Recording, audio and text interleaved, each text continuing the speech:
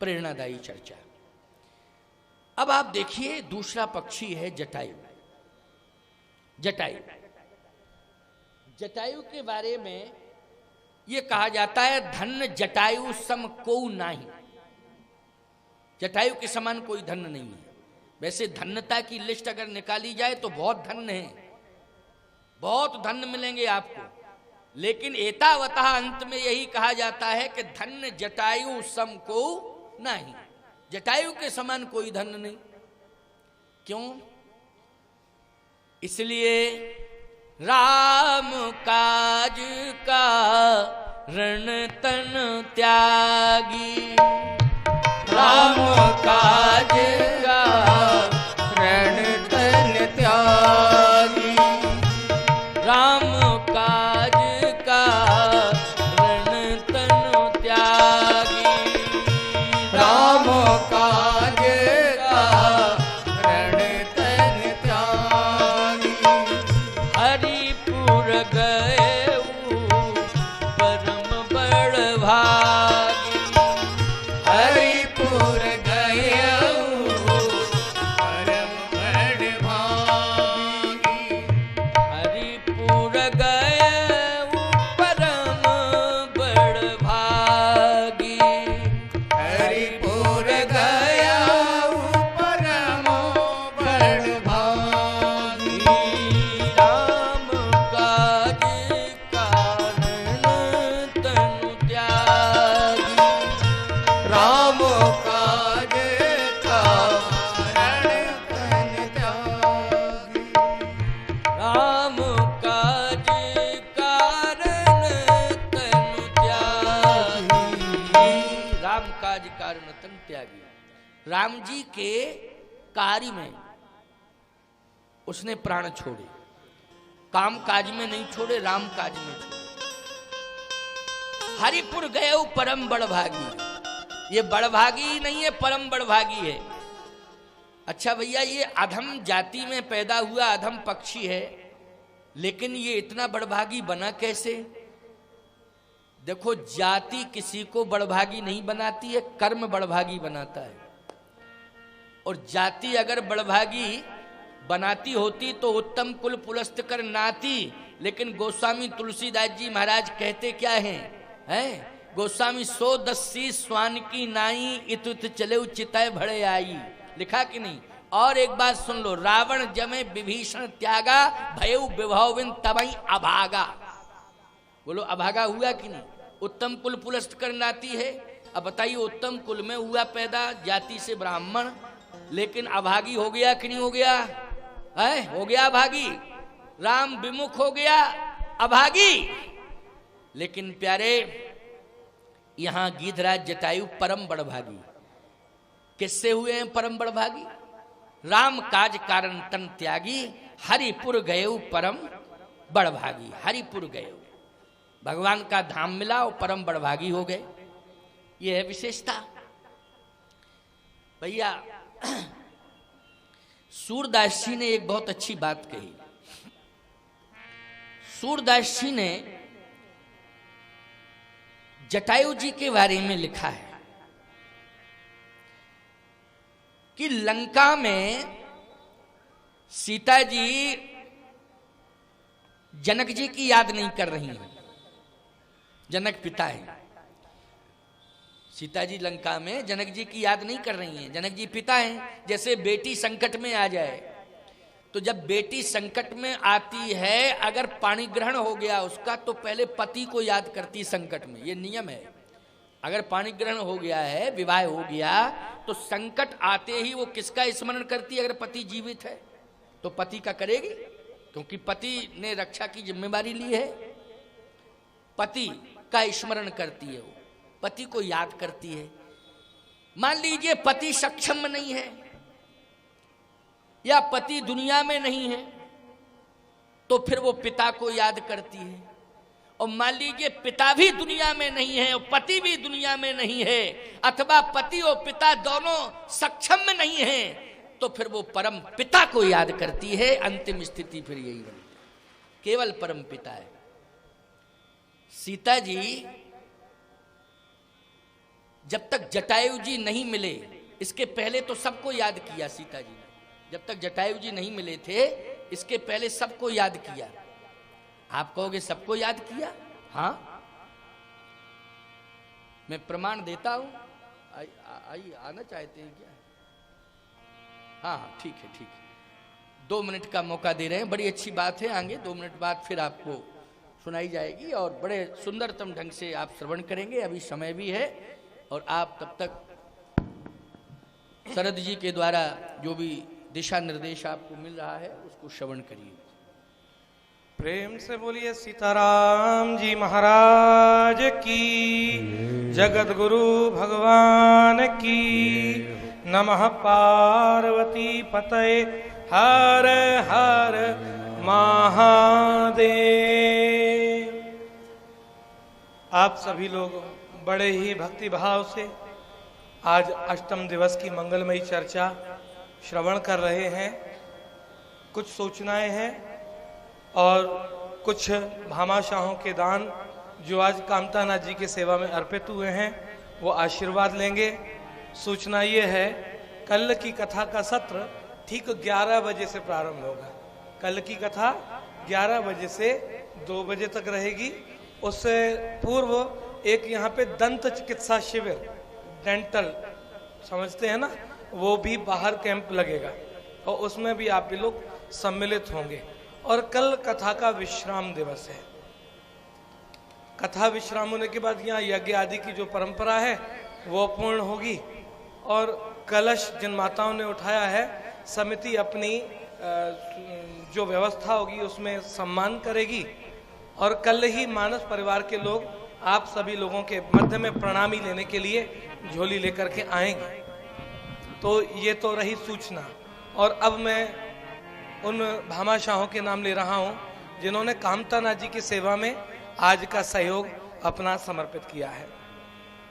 आज हमारे मध्य में श्री पंकज अग्रवाल जी पधारे हुए हैं जो लखनऊ से आए हैं।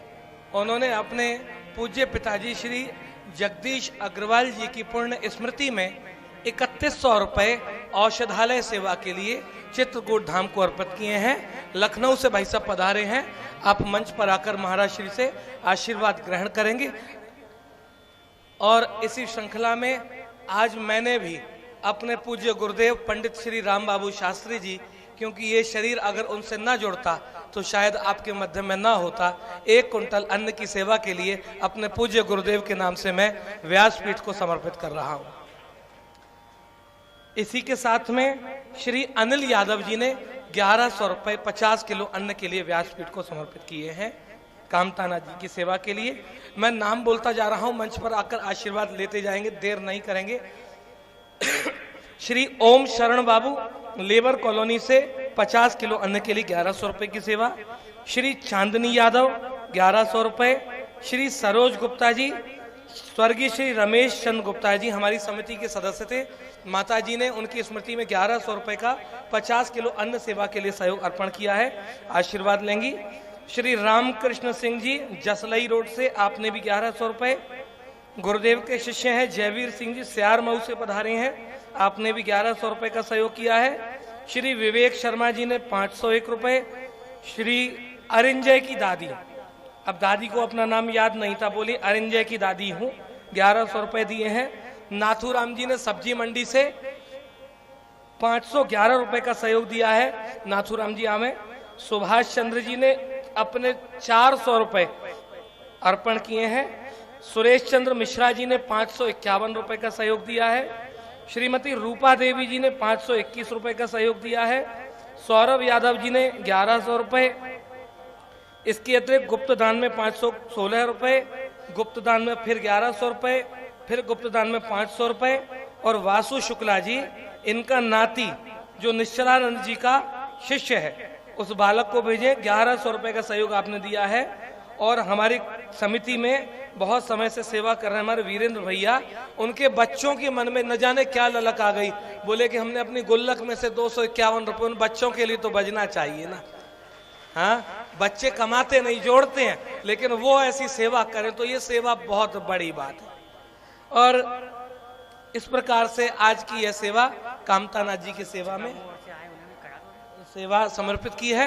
और छिबरा मऊ से गुरुदेव के शिष्य श्री चंदन जी पधारे हुए हैं, वो महाराज श्री से माल्यार्पण करके आशीर्वाद ग्रहण करेंगे। श्री चंदन जी अपने परिकर के साथ में महाराज श्री का आशीर्वाद ग्रहण करेंगे। बोलिए सीताराम जी महाराज की। 2 मिनट का कीर्तन आज मेरे साथ भी कर लो, तब तक ये चल रहा है। तो हरे रामा रामा राम सीता राम राम राम, हरे रामा रामा राम राम राम, हरे रामा रामा राम सीता राम राम राम, हरे रामा रामा राम सीता राम राम राम, हरे रामा रामा राम सीता राम राम राम, हरे रामा रामा राम सीता राम राम राम, हरे रामा रामा राम सीता राम राम राम, हरे रामा रामा राम सीता राम राम राम, हरे रामा रामा राम सीता राम राम राम, हरे रामा रामा हरि राम बोल। राम राम, श्री राधे। तालियों की सेवा करते हुए हे हरि।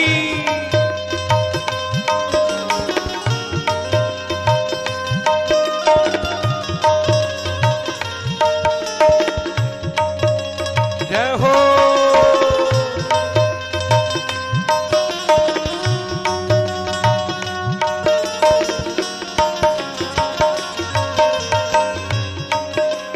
जय जय हरे रामा राम राम सीता राम राम राम, हरे रामा रामा राम सीता राम राम राम, हरे राम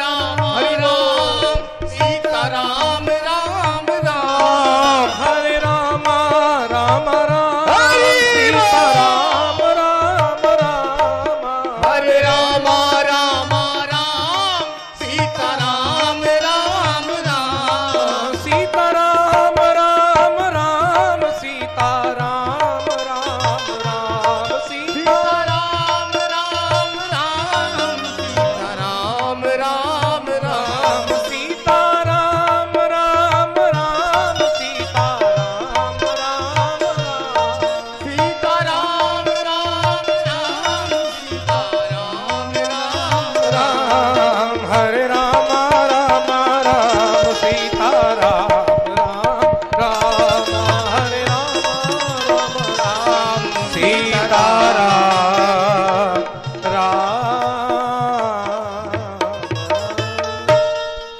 2 कदम आगे आएंगे सैनिकों की तरह।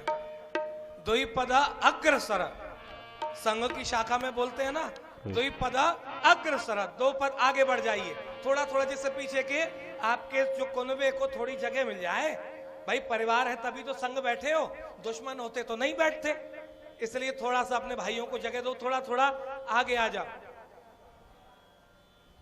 बोलिए सीताराम जी महाराज की जय। जगत गुरु भगवान की जय। पूज्य टुइया वाले बाबा की जय। नमः पार्वती पते हर हर। हर महादेव।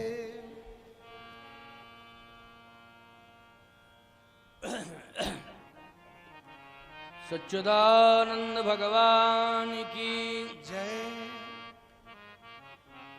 परम बड़भागी बनने के लिए कर्म अच्छा करना पड़ेगा। और कर्म का इतना बड़ा प्रभाव होता है कि आप कहोगे महाराज भगवान के यहां उसका फल मिलेगा, दुनिया क्या देखेगी या दुनिया को क्या महसूस होगा? दुनिया ही देखेगी, और दुनिया में ही उसका प्रभाव दिखाई देगा। भगवान ने स्वयं अपने हाथों में लिया गिद्ध को। भगवान ने, ये सौभाग्य महाराज दशरथ को नहीं मिला कि मृत्यु के समय भगवान के हाथ में होते दशरथ जी। जैसे पिता की मृत्यु हो रही हो और पुत्र पास में हो, और सबसे बड़ी बात तो यह है कि चारों में से कोई एक भी नहीं था। राम लक्ष्मण भरत शत्रुघ्न, दशरथ जी की मृत्यु के समय क्यों भाई चारों भाइयों में कोई भी नहीं था। अच्छा, केवल हाथों में लिए थी कौशल्या जी, कौशल्या जी लिए थी हाथ में, पत्नी पति को हाथ में लिए और प्राण छूट रहे हैं। चलिए परिस्थितियां हैं, कुछ भी है, लेकिन ये सौभाग्य दशरथ जी को नहीं मिला। कहने का तात्पर्य मेरा ये है। परंतु यहां परिवार का कोई सदस्य नहीं है गीध के पास, हो तो बताओ। अकेला है, वृद्ध है,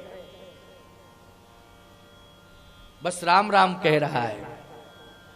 भगवान स्वयं चल के आए और हाथ से उठाया है और अपनी गोद में लिटाया है। अच्छा बोलो, ये सारा का सारा सौभाग्य जो दिला रहा है वो कर्म दिला रहा है, और कर्म मानी सत्कर्म। बोलो दिला रहा है कि नहीं? सत्कर्म दिला रहा है। मृत्यु महाराज दशरथ की भी हुई है, मृत्यु गीध की भी हुई है, और मृत्यु बाली की भी हुई है। बाली की भी किष्किंधा कांड आ गया, क्यों भाई? बाली की भी मृत्यु हुई है। लेकिन तीनों की मृत्यु का जो स्वरूप प्रकट हुआ है समाज में, वो कैसा है? दशरथ जी को तो राम जी दिखाई नहीं दे रहे हैं, दशरथ जी के सामने राम जी नहीं है, दशरथ जी के सामने तो भरत जी भी नहीं है, लक्ष्मण नहीं है, शत्रुघ्न नहीं है, केवल मात्र कौशल्या है, मात्र कौशल्या। और गीध के सामने परिवार नहीं है, लेकिन परवरदिगार है। बोलो है परवरदिगार कि नहीं? और सौभाग्य क्या है? इधर महाराज दशरथ कौशल्या की गोद में हैं, और गीधराज जटायु जानते हो कौशल्या आनंद वर्धन श्री राम की गोद में है। बोलो है कि नहीं? कौशल्या आनंद वर्धन श्री राम की गोद में है जटायु जी महाराज।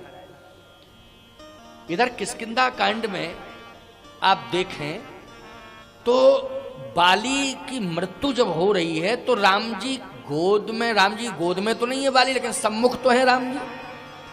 क्यों भाई, सम्मुख है कि नहीं? बाली अपराधी है, अपराध की श्रेणी में आता है, लेकिन सम्मुख है राम जी, तो इतना क्या कम है? क्यों? कारण क्या है?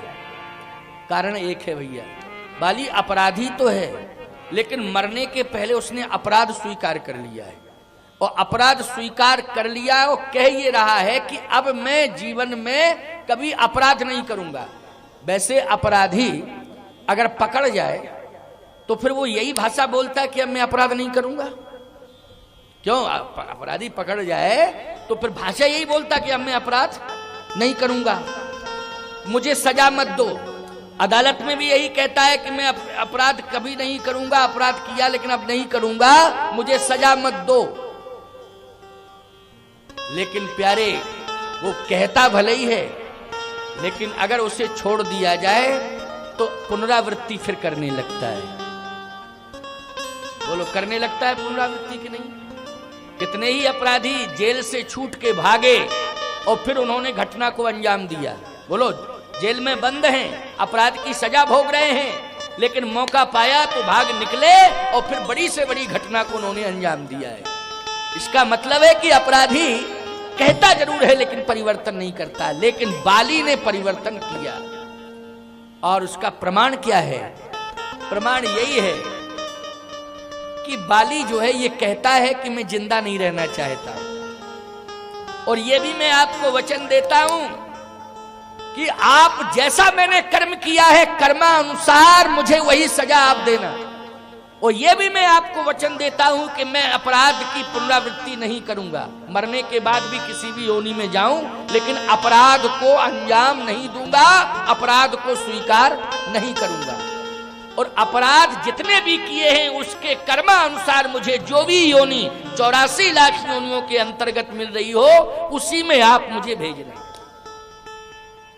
लेकिन गीधराज जटायु क्या कह रहे हैं?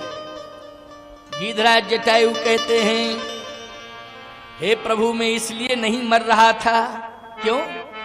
क्योंकि मरत न में रघुवीर, बिलो के तापस भेष बनाए, चाहत चलन प्राण पावर, बिन सिय सुधि प्रवहि सुनाए। केवल सीता जी की सुध सुनाने के लिए जिंदा हूं कि आपको सीता जी की सुध सुना दूं, इसके बाद मर जाऊं, केवल इसलिए जिंदा हूं। सावधान, मौत को रोके हुए है। मौत को, भीष्म पितामह को इच्छा मृत्यु का वरदान मिला था, लेकिन 6 महीने तक मौत का इंतजार करते रहे। कहे वो भी तो रोके थे मौत को। इच्छा मृत्यु का वरदान था क्योंकि उत्तरायण सूर्य का इंतजार कर रहे थे ना। किस सूर्य का इंतजार कर रहे थे? उत्तरायण सूर्य का। ऐसी मान्यता है मुक्ति मिलती है उत्तरायण सूर्य में। मैं एक बात कहता हूं, जिसके सामने भगवान ही खड़े हो, वो भगवान के सामने मर जाए तो क्या उत्तरायण क्या दक्षिणायन? जल्दी बोलो क्यों? जब भगवान ही खड़े हैं तो फिर उत्तरायण दक्षिणायन देखोगे? भगवान आ गए सामने, सम्मुख हो, मृत्यु हो जावे, बस मुक्ति ही मुक्ति है। अच्छा, दूसरी बात यह है कि मरने से क्यों डर रहे कि मुक्ति नहीं होगी? इसका मतलब है कहीं ना कहीं कर्म बिगड़ा है, तभी तो डर रहे हो मरने से। और दक्षिणायन सूर्य में तुम्हारे ऊपर प्राणघातक हमला हुआ है, अर्थात तुम जिंदगी मौत की लड़ाई लड़ रहे हो, लेकिन मुक्ति के लिए उत्तरायण सूर्य का इंतजार कर रहे हो। तो सीधी सी बात यह है कि मुक्ति में संदेह पैदा हो गया है, इसलिए आप दक्षिणायन सूर्य में नहीं मरना चाहते, उत्तरायण सूर्य का इंतजार कर रहे हो। सीधा सा अर्थ निकल के आ गया। डर रहे हो कि हमें मुक्ति चाहिए और मुक्ति मिलेगी उत्तरायण सूर्य में, जबकि मुक्ति का सीधा तात्पर्य है सन्मुख हो जी मोय जब ही जन्म कोट अज्ञात है, तब वहीं भगवान के सामने मर जाओ, इसी में मुक्ति है। लेकिन प्यारे भय क्यों है? इसलिए भय है कि समाज में भीष्म ने नारी का अपमान देखा है। देखा कि नहीं देखा? द्रौपदी का अपमान देखा भरे समाज में। भरे समाज में द्रौपदी का अपमान देखा, और केवल इतना ही नहीं, अगर द्रौपदी दौड़ करके किसी का चरण भरे समाज में पकड़ती है तो वो भीष्म पितामह है। भीष्म के चरण पकड़ लिए थे द्रौपदी ने, दौड़ के गई और पैर पकड़ लिए, मुझे बचाओ, मेरी रक्षा करो। ना तो द्रोणाचार्य की ओर भागी, ना कृपाचार्य की ओर भागी, ना युधिष्ठिर की ओर भागी, ना भीम की ओर भागी, ना अर्जुन की ओर। बोलो किसके चरण पकड़े? भीष्म पितामह के। मुझे बचा लो, मेरी रक्षा करो। इतना सब होने के बाद भी नारी का अपमान देखते रहे भीष्म, आंखों से आंसू गिरते रहे, लेकिन 2 शब्द दुर्योधन और दुशासन से ललकार पूर्वक नहीं कहे, खबरदार, मेरी आंखों के सामने ये नहीं हो सकता है। ये अवसर चूक गए भीष्म, बस अवसर चूके तो सारा का सारा पुण्य पाप में परिणत हो गया। और इतना परिणत हुआ प्यारे कि 6 महीने तक पड़े पड़े रोते रहे और दुनिया को बताते रहे कि मैं अभी मर नहीं पा रहा। और अंत में रोते रोते प्राण त्यागे, भगवान के सामने ही त्यागे, लेकिन रोते रोते। प्रमाण मिलता है, श्रीमद् भागवत सुनते हैं आप, रोते रोते प्राण। प्रार्थना तो कर रहे हैं लेकिन आंखों से आंसू गिर रहे। बोलो गिर रहे कि नहीं? लेकिन जटायु जी प्राण छोड़ रहे तो आंसू नहीं गिर रहे, आंसू तो भगवान के गिर रहे। बोलो भाई, यहां भीष्म के आंसू गिर रहे, स्तुति कर रहा है भीष्म, आंसू गिरा रहा है और महाप्रयाण की तैयारी कर रहा है। लेकिन यहां रामायण में तो भगवान स्वयं रो रहे हैं और जटायु जी हंस रहे हैं। जल भरी नयन कहत रघुराई, और तात करम ते निज गति पाई। तन तज तात जाहु मम धामा, देहु काहे तुम पूर्ण काम। भगवान रो रहे हैं, लेकिन जटायु के हंसने का क्या प्रमाण है? भगवान ने जब रोका जटायु कि आप के प्राण की रक्षा मैं करूंगा, आप मृत्यु को प्राप्त ना हो। मृत्यु क्या बिगाड़ेगी आपका, मैं आपको मरने नहीं दूंगा। तब जटायु जी मुख मुस्काए कही तहीं बाता। जब राम जी ने कहा अचल करहूं तन राखऊ ताता, मुख मुस्काए कही तहीं बाता। हंस करके बोले जटायु जी, रो के नहीं बोले, हंस के। राम जी तो रो के कह रहे हैं, आंसू बहा रहे हैं, नहीं नहीं मैं आपको जाने नहीं दूंगा, आप जाएंगे नहीं। कौन ले जाएगा आपको? मौत, काल, कहां क्या बिगाड़ सकती है मौत, क्या बिगाड़ सकता है काल? लेकिन जटायु ने कहा नहीं नहीं, मैं मौत को रोके था, मौत तो खड़ी थी लेकिन मैंने रोक दिया। खबरदार, अभी नहीं, समय आएगा मैं बताऊंगा। यानी इच्छा मृत्यु, सीधी सी बात, इच्छा मृत्यु। लेकिन अब मेरा समय आ गया है, मुझे रोको मत, मुझे जाने दो, मैं जाना चाहता हूं। भगवान ने कहा कि आप मेरे धाम जाइए। जटायु जी ने कहा कि मेरी कोई इच्छा नहीं है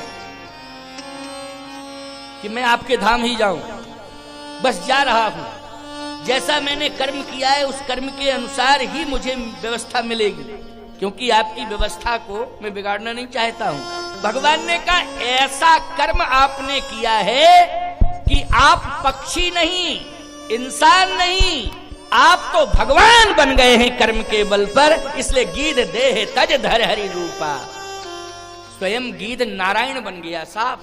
भगवान नारायण प्रकट हो गए गीध में, और गीध फिर जब नारायण ही बन गया है तो बोलो बैकुंठ जाएगा कि नहीं जाएगा?